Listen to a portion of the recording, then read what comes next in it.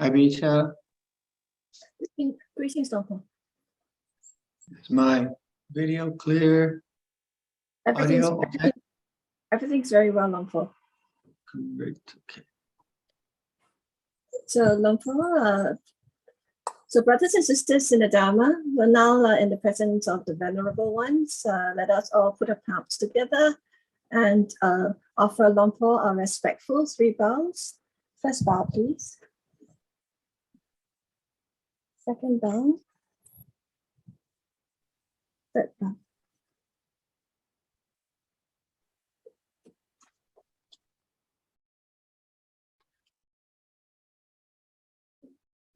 So what should we do, Bita? Some meditation? Yes, Luang Por, meditation and talk. Okay.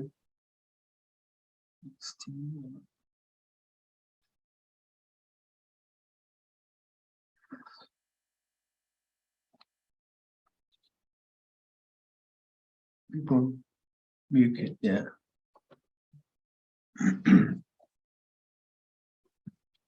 So take a posture that you can sit still with for half an hour or so. Sit for half an hour.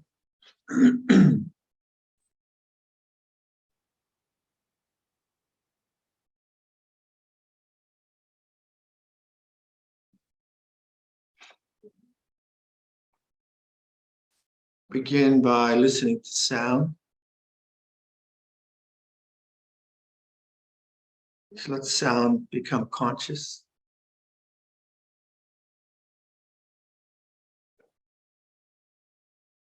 And notice the listening brings you to silent attention.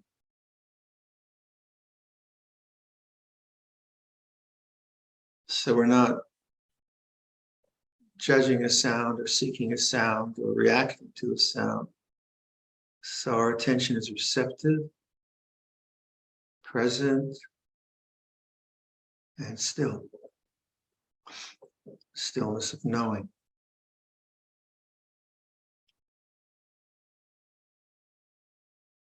Just notice how simple that is.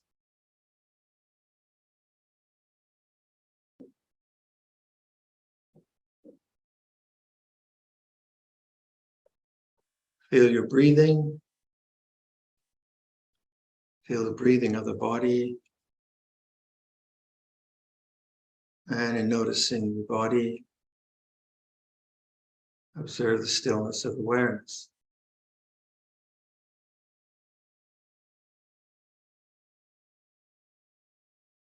The breath is moving. Awareness is still.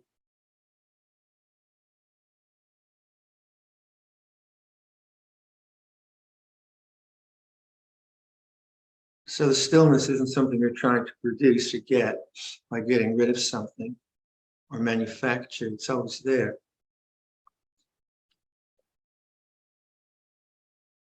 Listen to sound. Let the sound become conscious. Notice the stillness of awareness. And notice that that's not dependent on the quality of sound. So whether you have a lot of sound or no sound, refined sound, coarse sound, that's not it, because it's about the awareness rather than the quality of sound.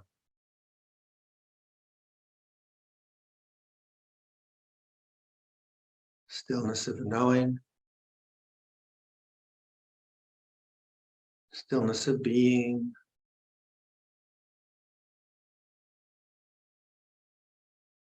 Feel the breathing of the body again. Notice the stillness of awareness.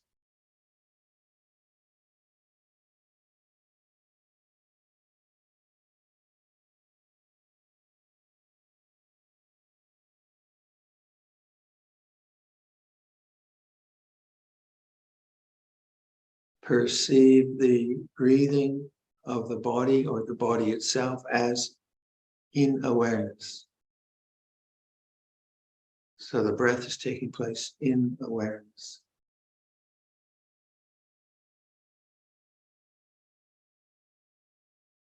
Listen to sound.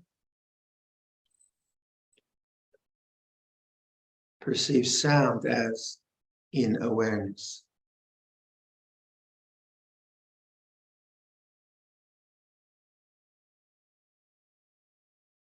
So perceive awareness as conscious space.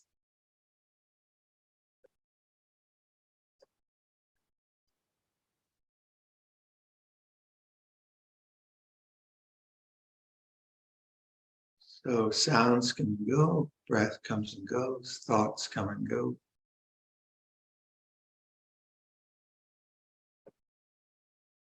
So perceive space now, awareness as space, conscious space, including everything, rejecting nothing.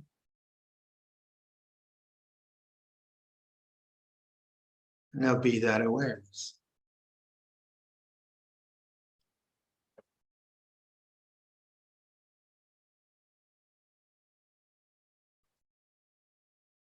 So if you get very caught up with some memories or whatever, you can localize your attention, choose the breath. One in breath, one out breath. But it's not about controlling, it's more about noticing this stillness of awareness that's always there. So the breath is a kind of localization of attention, helps to ground you. But you're not trying to observe the breath to get rid of thought. That's already a kind of violence. So the heart, mind are open. Breath in, breath out.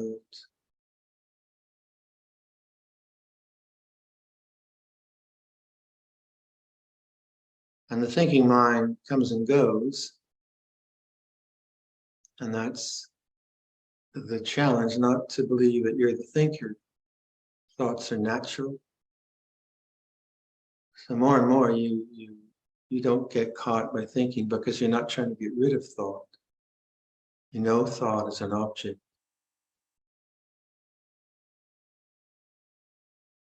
All right, just a few ideas and let's sit quietly for the rest of the session.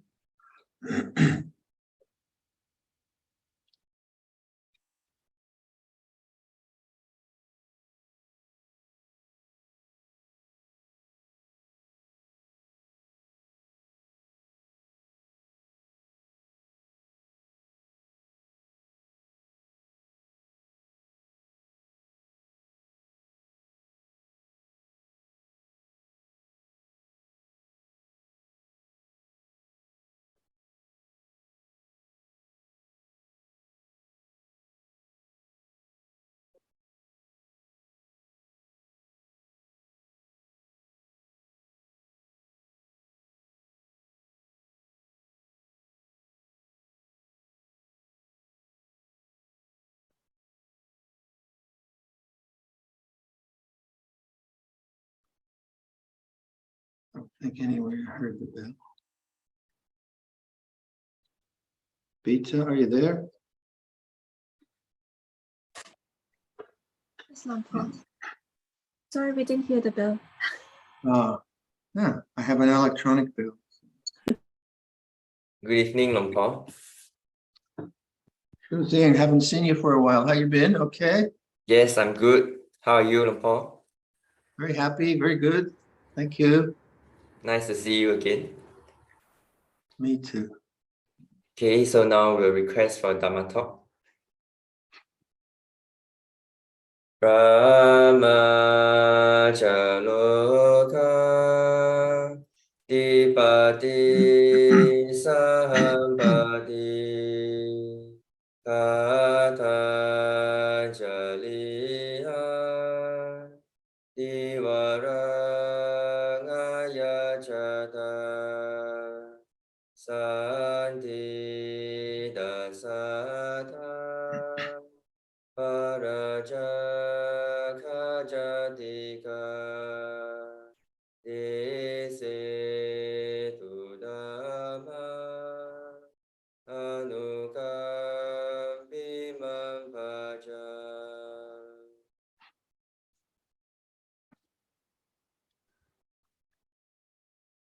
Beta, Yes, Luang I Por. just sent you an email of a picture of the developments on the meditation hall. Okay. Can you get that up whenever? Yes, I will. I will. We can look at it later. Okay, sure, Luang Por. Namo tassa bhagavato arahato samma sambuddhassa. Namo tassa bhagavato arahato samma sambuddhassa. Namo tassa bhagavato arahato samma sambuddhassa. Buddhang dhammang sanghang namissami.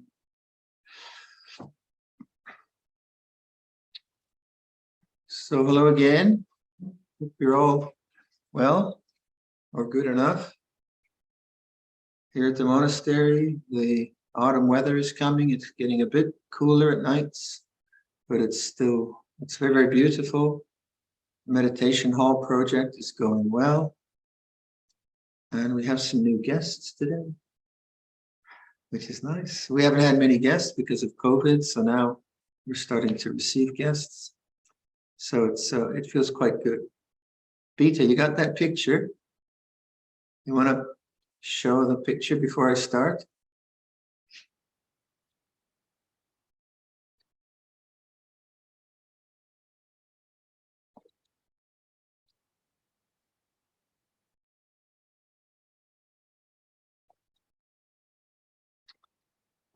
It is.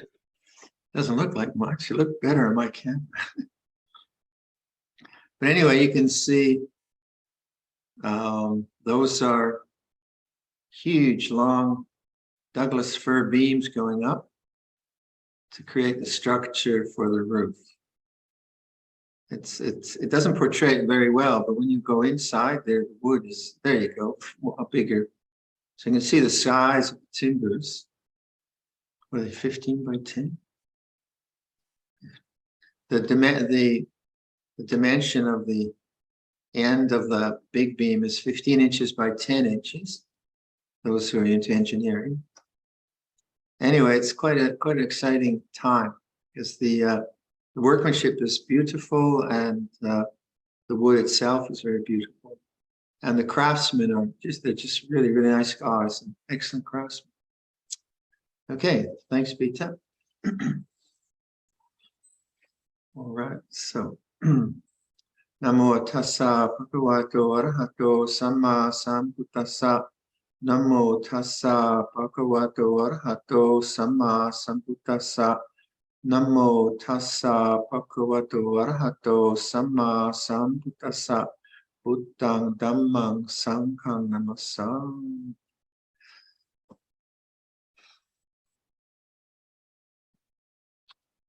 So the last time we were together, I was using an analogy which I could perhaps go into again, foreground and background.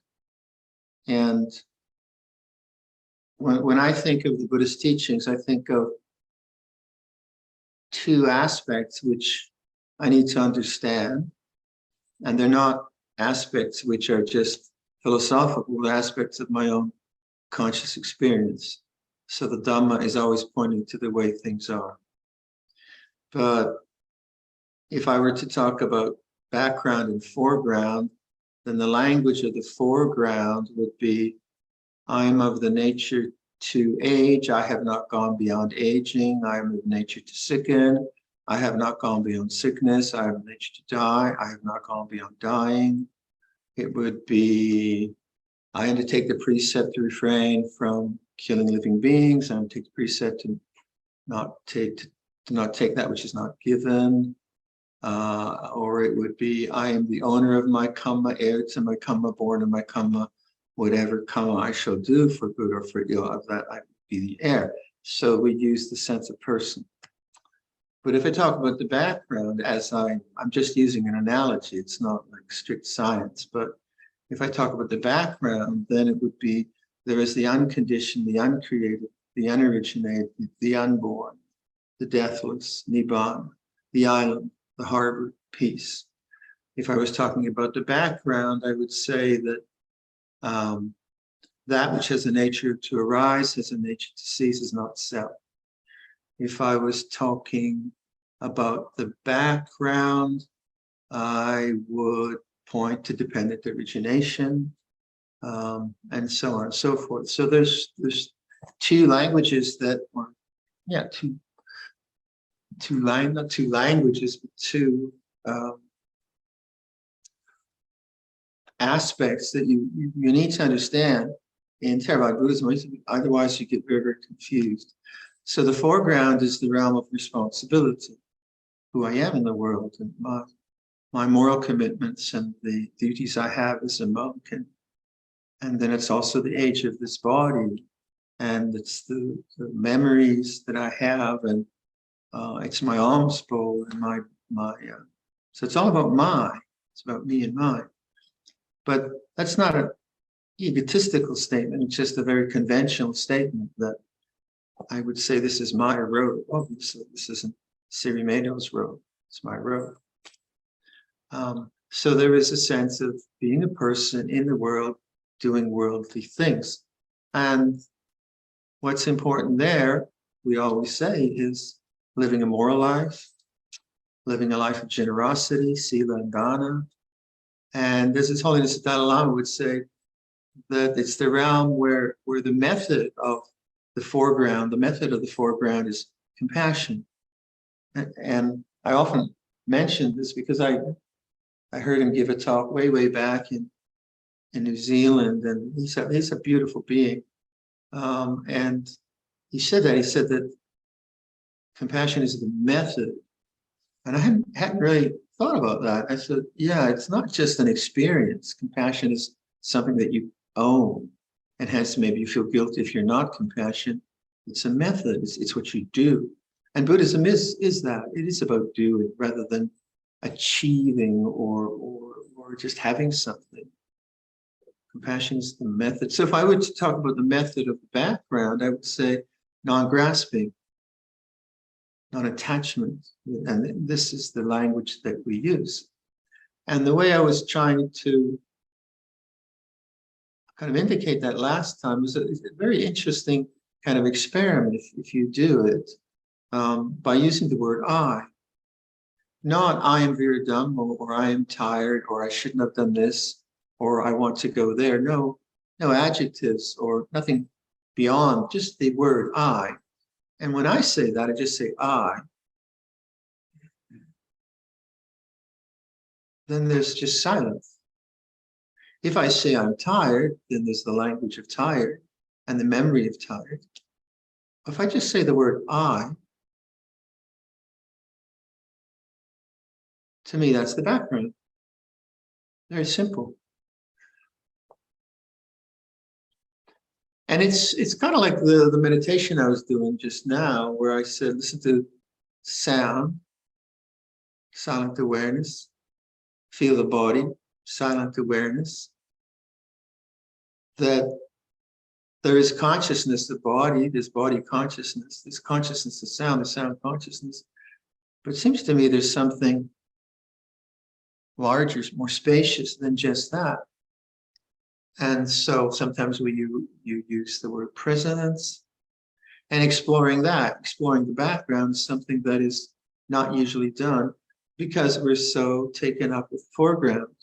We're taken up with our responsibilities, our memories, our family dramas that we deal with, and making sure we have enough money to pay for the mortgage and the heating bills in England now, and the whole bit of it. And we have to do that. We have to do that well. And then modern culture, of course, is very preoccupied with sense distraction. So the time to kind of contemplate the background, or this other language of Buddhism, the unconditioned, the uncreated, doesn't seem to be time to do that. But as a meditator, I think you've been meditating for a while, you do tire of always just trying to control the mind or do a technique. I think most of us, we've done techniques, we've tried to control things, and there's always for me and you, I think too, there's a sense of what's about all the doing? What's all that about? And then every now and then we'll touch that silence inadvertently through nature, through art, just through our meditation, which is not constructed. And then, oh, what was that about? So what I encourage is to start to really explore the background, but live skillfully in the foreground. So that the foreground becomes dominant when we live poorly, obviously. So if I live, we all know this, but if I live an immoral life and I have no generosity in my heart, then the foreground is going to be not very, very pretty. So if I've hurt people, if I've been stingy and I'm hoarding my own goods and I don't want to share, then my mind will be obsessed with the foreground. And I'll probably have to do something like obliterate the mind with drugs to get away from the nastiness of the foreground. But if I live my conventional life with integrity, compassion, and I try my best, even though I'm not perfect, then the heart has a lightness. It doesn't have any regret or remorse. And there's this kind of social happiness to my heart. So we would say that dana and sila, or a life well lived, is the foundation for contemplating the background. Because if the foreground's a mess, then so one feels for the people of all these war-torn countries now that we hear about, or floods in Pakistan, and there's so much suffering. It's pretty hard to contemplate the background if you're drowning, you haven't got enough food, or you're being bombed. So as citizens of the world, we all try to do what we can to help that, or to prevent it happening in our neighborhoods or whatever. But if you have the goodness of a life which has resources and which has a certain amount of freedom of exploration, and your health is okay and so on, then you do have an opportunity to inquire in this way. And one of the, in terms of talking about compassion is the method, I was thinking how, what are the things that kind of get us very much caught up in the foreground? What is it about the foreground that compels me or obsesses me? That you really have to investigate, don't you? You have to really look at your own conditioning. What is it about life that there's no freedom of space? What is it about my life? And you can see where it manifests is in thought. So people are just thinking all the time. And as long as thought is the dominant mode of operation, then there's no space. There's no room for the background, because the foreground is just dominated by thinking. And yet, if you try to get rid of thought, you probably think more. So the meditator really tries to begin to incline towards the silence of the mind, towards the stillness of the mind. That's hard. It's hard to do. It doesn't come easily. So the two things I was kind of thinking about in terms of how we use this idea of compassion being the method, I was thinking about remorse and resentment. So both remorse and resentment remorse is a very good emotion, makes us human. People who don't have remorse, to me, are frightening. Kind of narcissistic behavior, psychotic and cruel behavior. But I think most of us have feelings of remorse when we do things which are inadvertently unskillful or deliberately unskillful, when others are harmed by our speech, or when whatever. And remorse is a very powerful teacher. Resentment too, we have resentment, of course, when the negative comes from someone else towards me. They hurt me, they betray me, so on. And remorse and resentment have powerful memory in them. And those powerful memories can come up anytime. Obviously, in the immediate aftermath of some event, and let's say I said something which was insensitive, or the humor I used was cruel, or I misled someone, or all of that. Then if I am a contemplative, then I'm going to walk away from that. I'm going to feel, oh, where was that coming from? That's not a good thing. And so the remorse is a very good quality of self-reflection. And trouble with the remorse is that we often take it into guilt. And to me, guilt is a different mental phenomenon. It might be driven by remorse, but it's driven also by ego. I am a terrible person for having done that. I shouldn't do that. There I go again. So guilt is very destructive because it's self-aversion. Whereas remorse, if you make conscious the feeling of remorse, it takes you to your heart. Now, remorse, because remorse is an aspect of something negative, I don't usually want to be with remorse. I want to move away from remorse, so I start thinking. Maybe replaying, we do that a lot. We rewind the tape and play it again so we wouldn't have that experience. But we do that with resentment too, don't we? Someone says something to me which is embarrassing or cruel, and that memory comes up and I try to replay that tape. I'm going to get back at them. I should have said this. So memory, remorse, or resentment then stimulates a kind of reaction called dependent origination in the mind of thinking. And that thinking is not usually skillful thinking. It's I thinking, me and mine thinking. Shouldn't have done that. I'm a terrible person. Why did I do that? I'll never do that again. Or I'm never going to forgive them. They're horrible people. I'm going to, and so on. So the mind produces a lot of thought. Now, the compassionate response to that would be to actually welcome it as a mind state in the heart. That would be the way I would deal with it. So say remorse, I say something and I'm insensitive, and then I notice, oh, that was not good. The person is hurt. Now I know that it was my responsibility. It's not just some vague perception. I know that I was not coming from a good place. So then when that remorse comes up, the value of it is then to go to the heart. Now, if you go to the heart chakra and you're alive there, then you'll get a very unpleasant feeling, but it's an aspect of love, because you don't want to hurt another person. That's what compassion is. You don't want to hurt someone. So if you bear witness to that, if you bear witness at the heart, the desire mind will want to go into thinking to escape it. But if you bear witness to that, you bear witness that makes you more compassionate. And then the tendency to do that in the future is lessened, because you felt the pain of that. You don't want to be there. However, if you run with thinking, and although the thinking might seem okay, I'm a terrible person, I shouldn't have done that, that will just make you more averse in the future. That's not love. That's not compassion. That's more aversion. And then you'll just have another experience of aversion. We'll go on and on.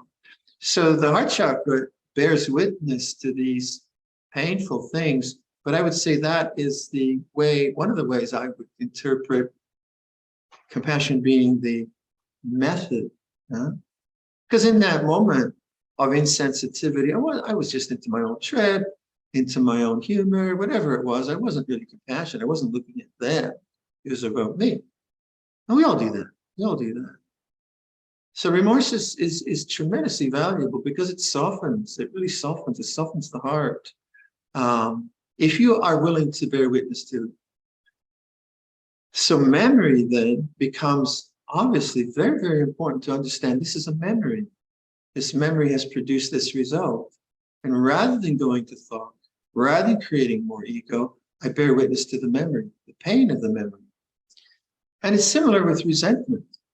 So then I'm in another situation and I'm at the sharp end of the harsh words, and I receive the derogatory comments, or someone makes fun of me, whatever it might be. And then I walk away that, and right away my mind starts to feel the resentment, the aversion. And then what happens is that memory comes up. I'm going to get them. I'm not going to forgive them. I'm going to put them on YouTube or whatever one does these days. I'm going to do a Facebook. Anyway, it goes on and on and on. But then if you do the same thing, if you go to the heart chakra and now you feel the aversion, And aversion also is very heartfelt. But you bear witness to the aversion. Your mind will want to go to the resentment that's ego. But now you don't go to thought. You go to the silence of knowing the heart. And you bear witness to that, you'll reach forgiveness.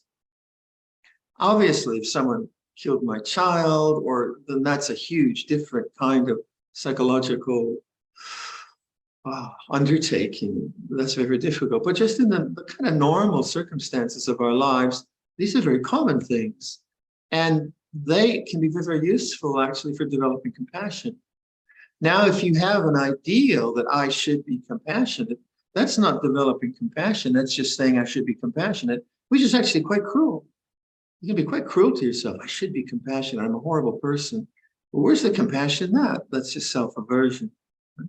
So accepting the fact that we all have these kinds of limitations and that we're human beings, that we get the flu and all the rest of it, we begin to try to apply principles of awareness and enter into the underlying moods of the mind rather than always be wrapped up in the narratives. So if you take like resentment, you can have a resentment of something that happened to you, think you've worked it through. A year later, someone will say something about that person who you really resent and haven't forgiven. They'll make a compliment about that person. Your resentment will immediately come up again. And you'll say, he's a horrible person, terrible person. And then you'll be embarrassed for having said that. So memory does that, doesn't it? It just catches you off guard. And that's what thought very often is just triggering of memories. So one of the things you're training yourself in ordinary mindfulness practice is memory. The memory feels like this, and letting go of storyline. Memories, this is a memory. What does that memory feel like? That's a huge thing in liberating the mind, because memories create a strong sense of self. So there's all kinds of other things that the foreground speaks to, but when the heart makes a serious commitment to compassion, really, really working on, well, not just compassion as like friendship, but really the inner work on all the tangles and knots we face as human, all the ugly sides of our mind, the nasty bits that we don't want anyone to know about and all of that. When we can witness those as compassion rather than go to thought, then that is truly, truly liberating in terms of those self-identities, but also then that sets the ground for deeper contemplation of the background. If I don't do that, if I don't understand that, I don't really understand how to resolve these things, then of course the background is never available because I'm always in the foreground, thinking and analyzing and trying to get rid of. This isn't the thought, this isn't analysis. I'm not thinking about this, I'm feeling. Now, also very, very useful in that kind of practice is to use the word I. Because when I, if in the same example of resentment and remorse, as it comes up and my mind wants to create storylines of self, attavana, me and mine, ahankara, mimankara, this whole creation of a sense of self, and I pop in the word I. Not I am right, I am wrong, I shouldn't be there, I shouldn't have done that, but I just pop in the word I, it highlights the background. And then the foreground of emotion, memory, has a context in the background. And it's not so diluting. If I'm in the foreground, I'm just trying to sort it out and get rid of it, and then I don't have the space, the kind of context of space, consciousness, knowing that is necessary for liberation. But if I pop in the word, in whatever way you want to go to the background, doesn't really matter, but to have a way of remembering the background. Background's always there, space is always there, presence is always there. So I feel the memory of resentment comes into consciousness, and then the mind wants to go to the scenario to blame or blame myself, I should forgive, and I pop in the word I. And all of a sudden there's space, there's openness. There's still the content, because that's just the way it is. It's not like you're trying to get rid of content. you're just seeing the content is actually not that important. It is important if you're really, like if you're driving a car. We just heard that Ajahn Pasano had an accident where a Hummer was coming around and the person was coming around a corner at Tamkai Road, where Ajahn Pasano lives, and a car hit them straight on. They were in the car was in the wrong lane. The oncoming car, the person was texting. So note to everyone, don't text while driving. And obviously, that kind of thing, you're not going to say I. You're going to phone the ambulance. You're going to try to deal with the injuries and so on and so forth. So life in extremis it's actually, you just get on with it. But life oftentimes is not really extreme. Life oftentimes is ho-hum, boring, nothing much happening. And then the mind just likes to go off into la-la land or distract into whatever it goes. So a really serious practitioner, I would say, is serious about compassion, is serious about cultivating the heart, but is also serious about the background. Rather than just letting thought dominate day in and day out all our bandwidth, which happens for many, many people, to actually clear out some of that space, clear out some of the bandwidth by using language which reminds you of the background. So do you have language that reminds you of the background? Though I make a suggestion, some people use who's thinking, brings you to the same silence. Some people use I. Some people don't say anything. They just notice the sound of silence, the background. Doesn't really matter. But it's saying, I think it is important that Buddhism isn't just about moral precepts, about psychology, about being a good person. That's a foundation. Don't dismiss it at all. It's a foundation. But what was the Buddha's realization? And the way he phrased it was the unconditioned, the uncreated, the unoriginated, the unborn, the deathless, nibbana, peace, the harbor. So does that have any meaning in your life? It has for me, obviously, because those are the words that kind of inspire me. So just to recount, these two modes of language. If you use language of self, then you get very confused about the teachings that the body is not self. This is not me, this is not mine, this is not who I am. It gets very, very confusing if you mix those languages up. So the language of dependent origination, of three characteristics, is the language of transcendence or of the background. And then the foreground is my responsibilities. I am the nature to die. I have not gone beyond dying. I'm an owner of my karma, heir to my karma. Whatever I should do, for good or for ill, of that I will be the heir. Both are important. Both are important. So I think that's plenty of ideas. So I'll leave it there. Thank you, Luang Por.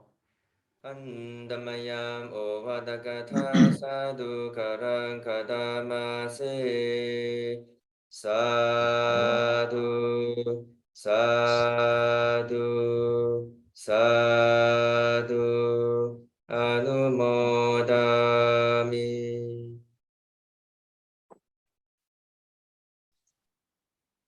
Any questions? Thank you so much, Luang Por. So the floor is now open for questions. Anyone's got a question? Feel free to click on the raise hand button on your Zoom panel, or you can type your question into the chat box. Any questions? No. If you have, let me know. I need questions. There is one here, Luang Por, from Suzanne. Okay, Suzanne, please. Hi, Luang Por. Hi, Suzanne. It's been a while since I was able to be here. Thank you. Ajahn, I'm not sure that I have this foreground and background straight in my head. So I'll just say a little word and see if that lands. Is that okay? Sure, yeah, go for it. So the background is like the deathless, the unconditioned, and that's always there. That can never ever be changed. That's like the gold, okay? And then that's the background. And then the foreground is how we live our life, or like you said so well, our responsibility. And so would it be safe to assume, Ajahn, that in meditation we draw from that deathless, the unconditioned? We draw, that's what gives us life. We draw from that. And in so doing, then we become more moral, or our responsibilities or the way we live becomes more upright. Am I getting that correctly? Well, the way I handle that question is that in my meditation, if I abide as the background, then there's a huge fulfillment. The heart's very, very fulfilled and has a lot of compassion.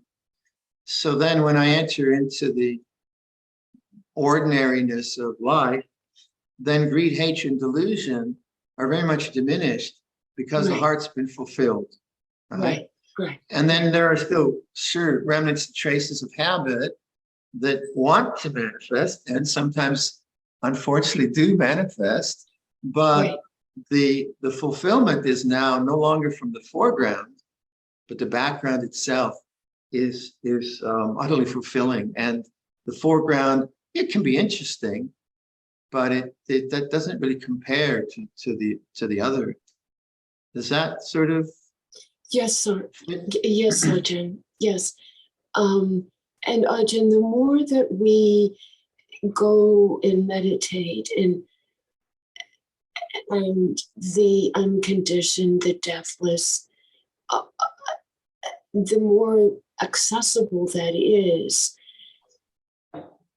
the less satisfying the foreground is. And then hopefully it dissolves, or that we don't have as much interest in this, the worldly world. But you still might enjoy pizza. You don't want to make it too dour, right? I mean, because these are sense bodies. And some sense bodies like pizza, but it's no big deal. So the beauty of like we were just in Newfoundland with Luang Por, he loved the color and he loved the pizza. But you can see it's not all that important, right? But it's not that. I think what happens actually is that beauty becomes are you familiar with the 4 Brahma Viharas teaching? Yes, Yeah? Ajahn. You're familiar with the word? Beautiful. Go ahead. Yeah, so mudita, Joy. the heart of joy is the heart open to beauty. So when the abiding is in the background and the ego's not getting in there and making a mess of things, then the heart's very open to beauty. So the heart experiences mudita. When the heart is also imbued with the background, as it were, then if someone breaks their leg, it's not mudita, it's karuna, it's compassion, right? And when nothing happening, the mind generally stays peaceful. So the Brahma Viharas are what manifest, and the Brahma Viharas have a that mudita quality.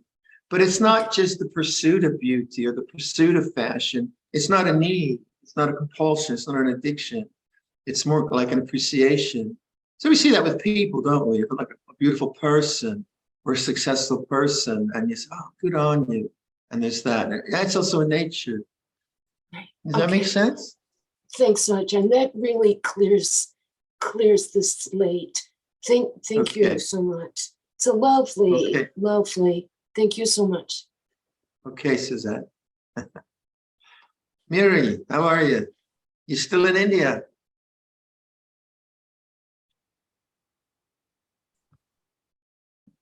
Yes. There you go. Yeah. Oh, good for you. What's the weather like in Tiruvannamalai? It's slightly getting cooler. Yes, it's really lovely here. I'm here for less than 2 weeks now. Then I'm going back to Perth Okay. for a couple of months, and then hopefully coming back here. Yeah, this is again about the foreground and the background, and it just some clarification on it, because there's a sense when the sense of the silence and the stillness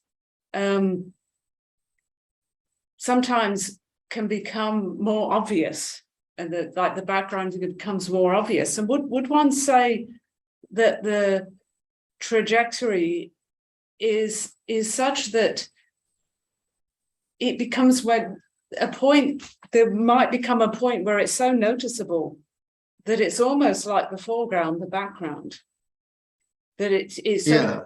the stillness is there all the time, like you have that sense of nowness. And you were saying that the foreground, like let's say the taste of pizza, is almost more pleasurable. So it's like the foreground sparkles more when the background stillness is there. It's like a piece of white paper against which a color would stand out.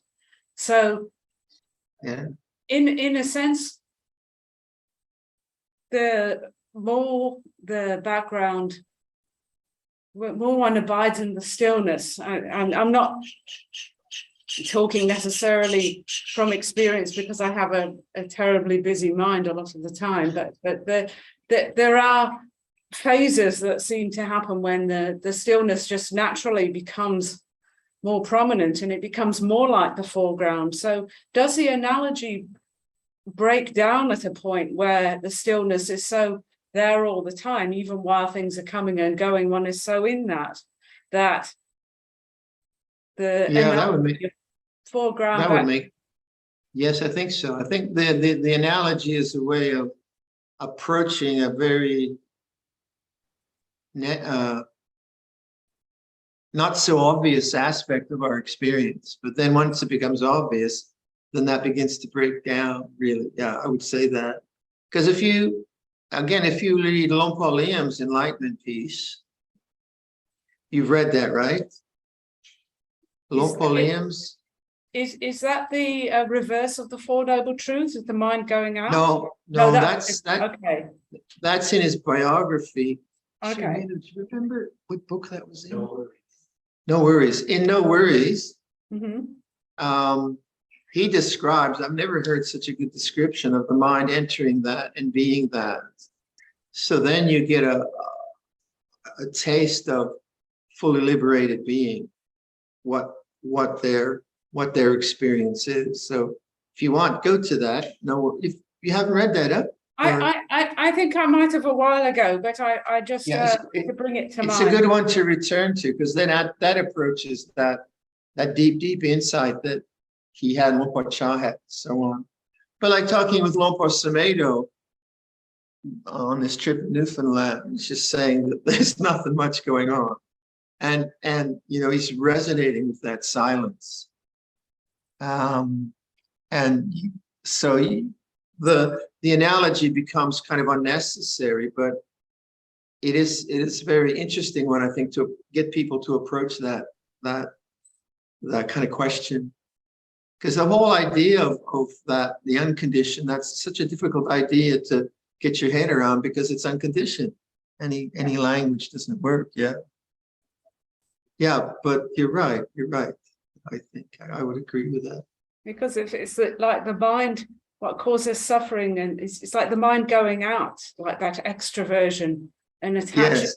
onto objects and getting lost in them, and therefore not Yes. seeing them in the silence, in the stillness. And once the mind stops compulsively extroverting all the time, when things come, you see it as part of the stillness and not as something else. Yeah. And it doesn't have the sting of wanting in it. Yeah. You know, it doesn't have the sting of need or doesn't have the sting of rejection. It doesn't have all that around it. It's just very, very pure in its expression. Yeah. Lovely. Thank you. So we'll see you in January. Yes. Okay. Nice. Thanks, Mary. Anyone else? Oh, there. Any written ones, Pizza? Oh, Karen. How are you, Karen?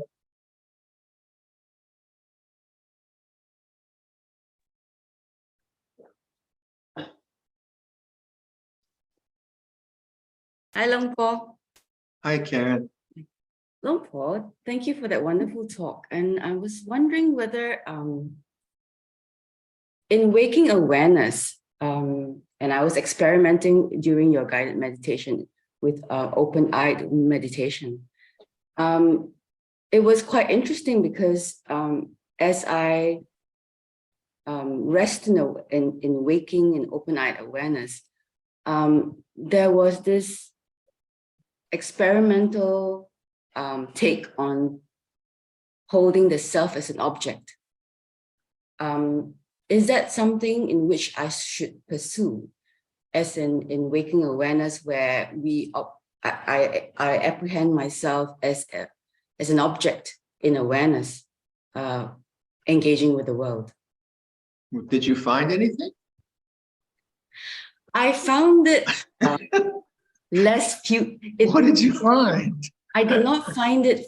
I did not find that it fused with emotions so easily. So there was a little bit of this. What was it that you found that didn't get fused? Is it a thing?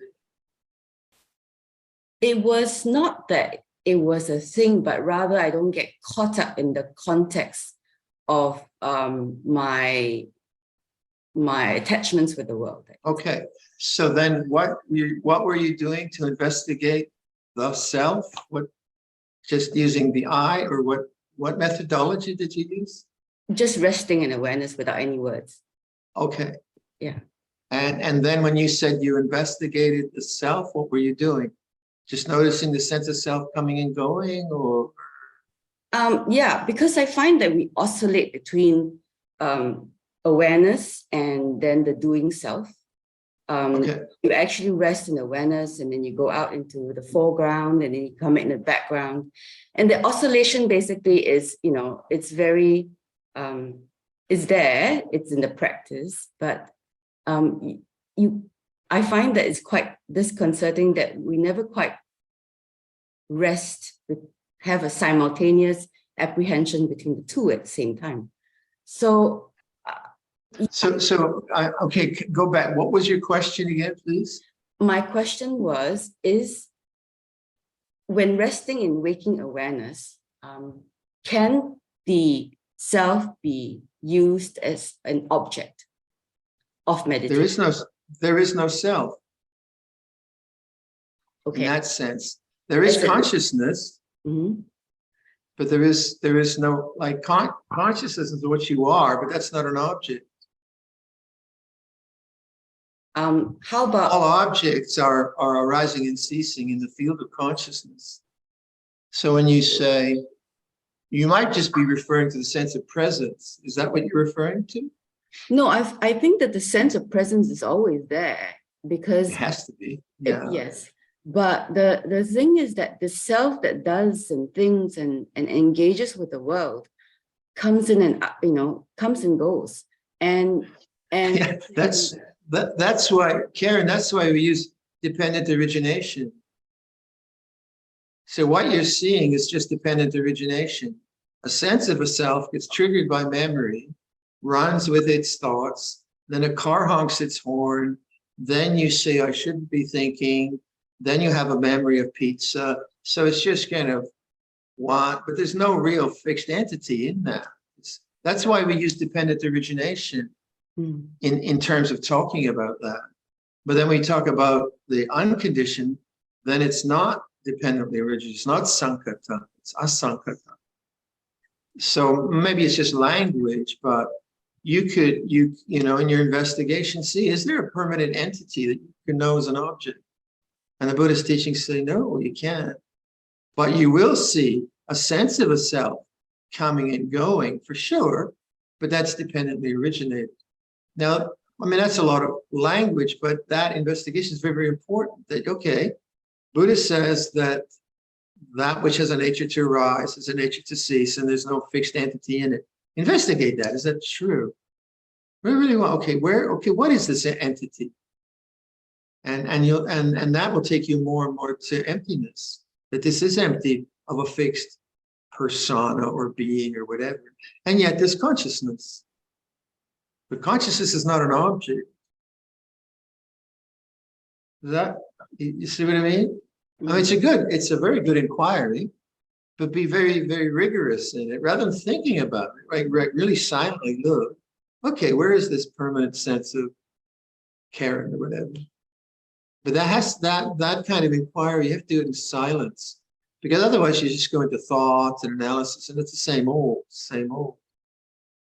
So when we talk about samma samadhi, one of the ways you might talk about that is I was thinking you could think about it as sustained, silent inquiry. So sustained for a span, silent, not intellectual, analytical, because thought can't understand this. It just goes on and all its judgments. But so, and the silence is hard. And then the inquiry is, like if I see a new form of animal life, like there's a bird, then I'm looking at the bird in silence. And then I look at it for a while and I look, that's a wild turkey. I name it afterwards. But the inquiry is silent. I'm not thinking bird, that's a bird. It has, and I'm just looking very, very silently. So think of maybe samma samadhi as the sustained silent inquiry, but inquiry from Dhamma Vicaya or from silence. Because you can inquire, can't you, and be silent. You can look at things, solve puzzles. And that's a very useful, very fruitful form of attention. So the silence, I think, is the key to right. Don't trust the thinking mind. Because all of us have a pretty strong analytical faculties, because that's the way our culture has trained us. So this isn't that's to be used in other places. Here it's like the silence of no thought. No, I really like the fact that you help us find our way back when we get lost in thought in the foreground with compassion as methodology. And then I thought that was quite interesting that, you always mention that you always come back to the heart chakra and, be bearing awareness, and never saw it as a methodology or a skill set. And I think that helped me, see it in a different context. Yeah, because what we do is, like as Buddhists, we just take positions, right? There's this, but it's just thought, but it doesn't have the vibrancy of inquiry. So I should be compassionate, right? Okay, my mother told me that. But what is it as an inquiry? What is compassion? What's this kind of? That's the life of the contemplative person's experience. All right, good. Thank you. Hey, Karen. Malika, how are you?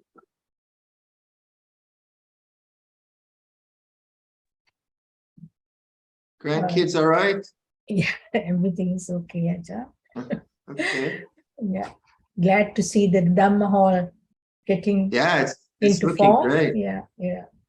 Exciting Ajahn, I just have the connection from the foreground to background. Is it through Is it by strengthening your meditation and compassion?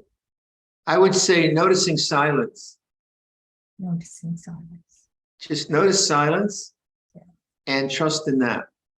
Very simple. And don't try to get rid of thought. Yeah. So there's a difference between trying to be silent by getting rid of thought, which is violent, which doesn't work, which makes you actually think more, and actually noticing silence that's always there. So the way I just taught, listening, stillness of knowing. And that's what you want to sustain. It's there all the time. You want to learn how to sustain that. And what helps sustain that is love. A loving feeling is a very comfortable feeling. It's a very welcoming feeling, compassion, and it's easy to abide and sustain anything when there's love involved in it.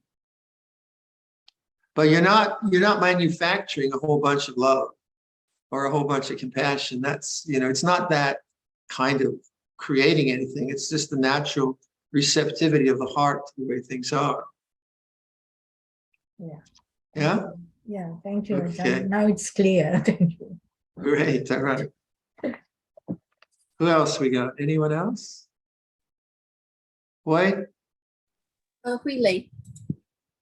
Huile, please. Morning, Luang Por. I've just lost my mother, and I've also just I've lost my father just within a year as well. I guess my foreground is grief right now. How do we? Well, when I'm alone, I guess I can either silent. I can differentiate between the foreground and background, like how Luang Por says it. But when I talk about it, that's how the foreground has suddenly become much stronger. And this is how I become. I'm grieving.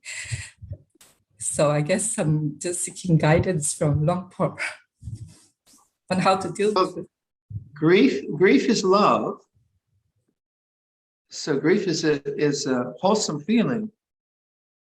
And it's the natural law, when you lose someone who you knew all your life, we don't realize the impact that can have on us because people have always been around. And then with the grief, you need to welcome it. And I would say you also need a private space to welcome it. But the welcoming isn't, I would say it's not through thought. I mean, you'll have memories and all of that, but I would again recommend go to the heart chakra. And it's terribly painful. It's a broken heart, but it is love. And when you get through the intensity of grief, then you start to have the contemplations, well, everyone that lost their mother feels this way. Everyone that's had a father feels this way. You start to expand that feeling of personal loss to the universal nature of birth and death, that all of us have to go through this. And that's not a dismissal of what you're feeling. It's not saying, oh, we all have to go through this, get over it. That's not it.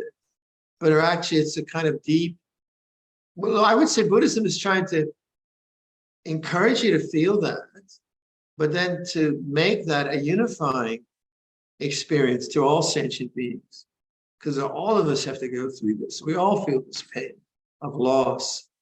And so I would say the very idea that you should do something about it is, I wouldn't follow that, because it has its own life, and its life is different than a life of grief for everyone. So each person experiences grief in a different way at different times with different people. So you can't really quantify it and say, oh, this is it. That's how much grief I'm going to do, or this intensity. So there's no real role model that way.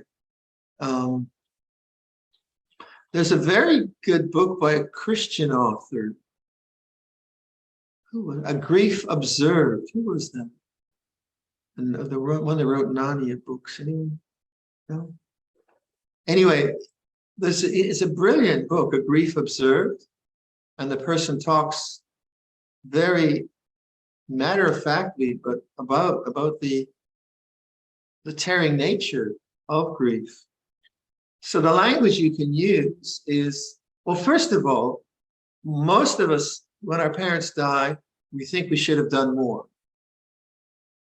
Even if you did a million %, as it were, always the mind will create, if I had done, and I have, So that is the insidious form of trying to retrieve the past, I suppose.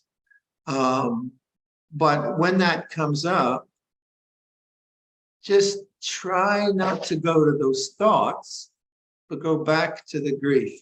Because those thoughts, I would say, are trying to avoid the grief. So the mind, again, just like resentment, the mind tries to create a storyline which takes you away from the rawness of the grief. Having said that, go for walks, distract yourself with the beauty of nature. It's not like you have to sit in a cell and bear witness this. Talk with friends, make sure you have loving friends who you can express the grief with, because that's very helpful. That's very, very helpful, very important. I think maybe you've heard me tell the story of a friend in New Zealand whose husband died very, very suddenly, and I was in the room when he died with her, and I was her main spiritual friend, and I heard her story for half a year. It was always the same story, and the same crying, and it was fine. And then she felt better, and then after half a year, that lifted, and she's very happy, has good memories of her husband, but the grieving time was intense. It was so sudden. They were both young, they had young families, and there was no preparation, blindsided. And some of the Buddhist community around there, after some time, told her to get over it. That, that with birth there is death. They give some kind of horrible Buddhist line on that. And you're attached to your husband. And to be honest, I wanted to murder them because that's so cruel and so unkind. Because it doesn't work that way. It doesn't work to a pattern, does it? It is its own life. So let it be what it is. And if your mind starts to think you shouldn't be feeling grief, you should be over it, that's just analysis. So try to return to it in a very silent way and welcome it. It is love, and then in terms of your parents, like with my mother's death, the first week there was because I was caring for her and I was with her with the whole dying process. There were no nurses. So the intensity of my memories was very much on her pain in those last days. And very intense, constant memories. But then my mind would say, I should have done this and I should have done that. But I knew it well enough not to go there. Then the intensity changed to different kind of memories, but quite often it'd be very, very powerful, that old memory of mom dying. And then the whole memory structures changed. And now there's very little of that. That had its own time. And sometimes you have dreams, which kind of indicate to you that, it's time to move on, or all kinds of things can happen. But just trust that you're living Dharma. You took care of your parents the best you could. Keep trusting in that. Yeah, it's not easy. Thank you so much, Luang Por. Thank you for the guidance. Thank you. It's helpful. Anyone else covered it?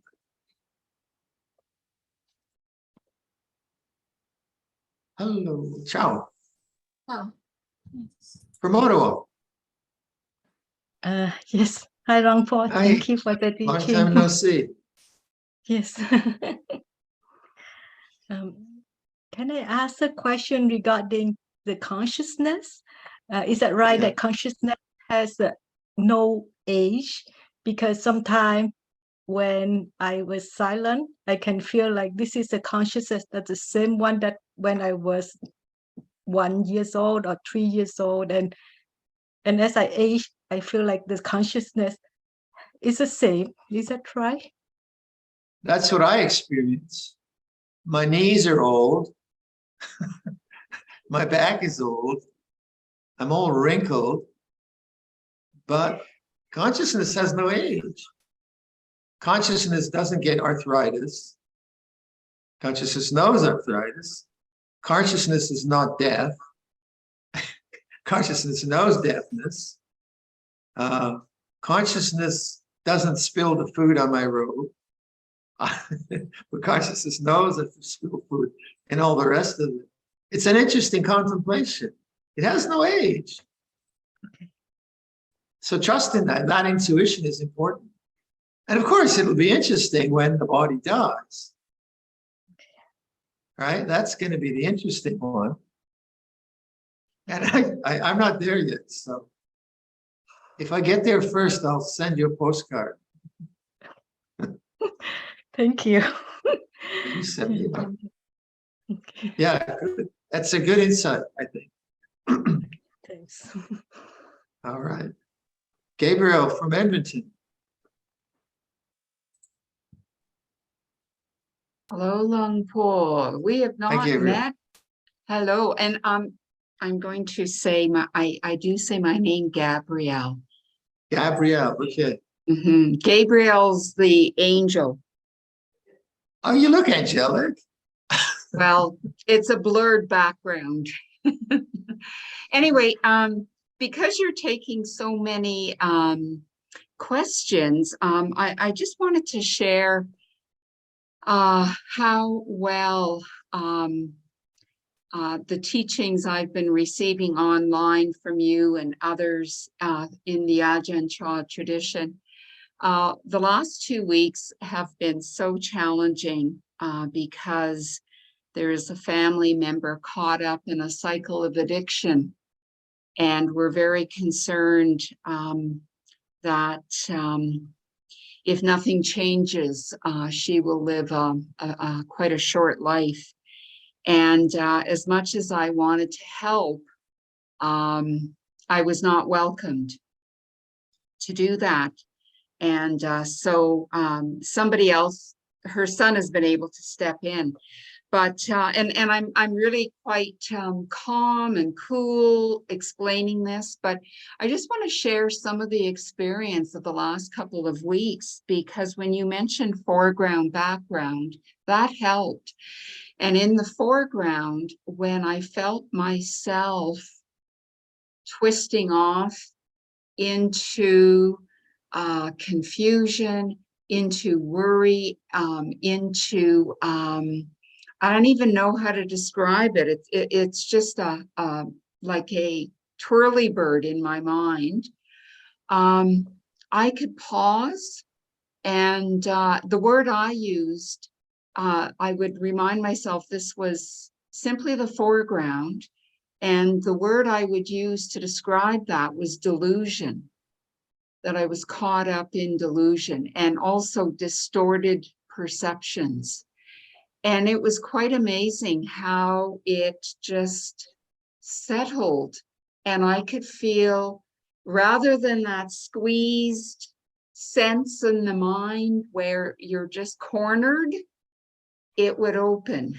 And there was a sense of more spaciousness. And I could touch the silence, and it would be there, 30, 45 seconds, but it was something. And it works. This practice really does work. I've also resorted to some other methods and tools. I have been, I don't want to say exposed to, but I've had the good fortune to like there's a recovery community, basically. and these tools and the approach they have is quite helpful in situations like that. So I've been taking advantage of that community as well. But I'm just so grateful.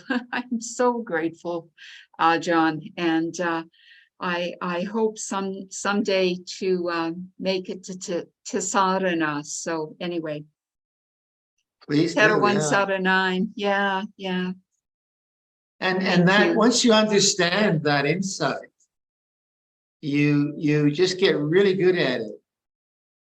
That letting go insight, which you talked about, delusion. Once you get that, then the path becomes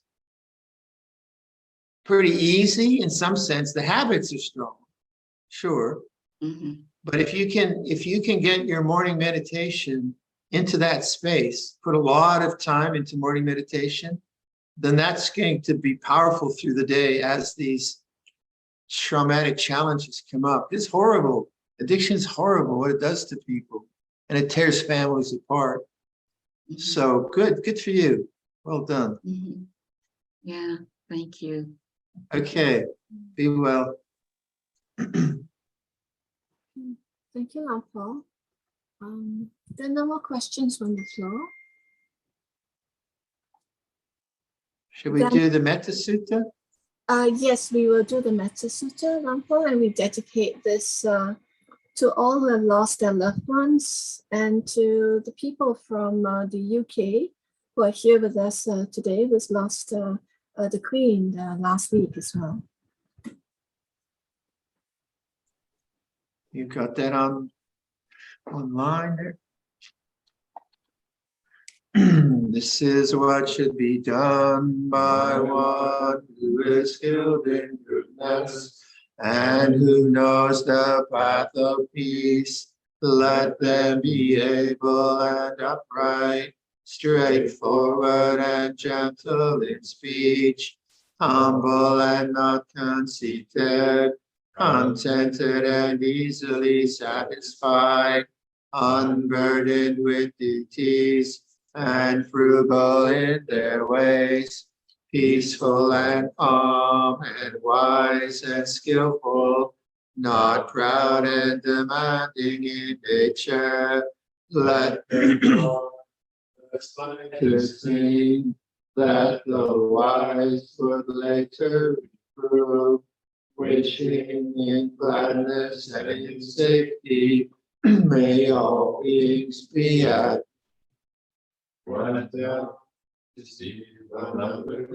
whatever living beings there.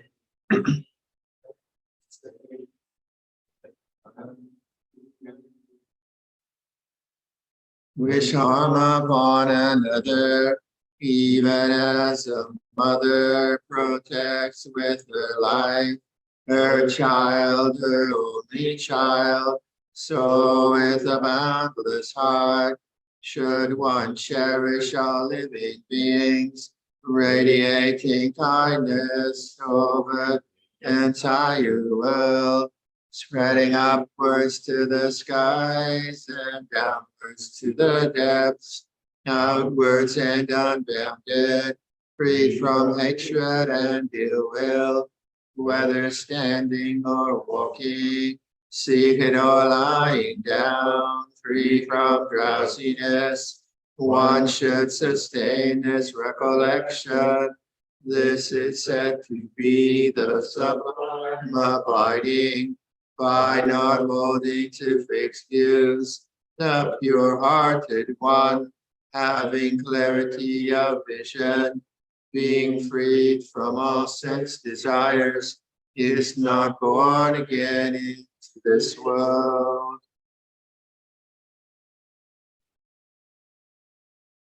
Okay, everyone. Bye-bye. Thank you, Luang Por. Let's all pay our respects to Luang Por with 3 bows together, please. First bow. Second bow. Third bow. Okay. Stay well. See you next time. Luang Por, see you. Bye-bye. Thanks, Beta.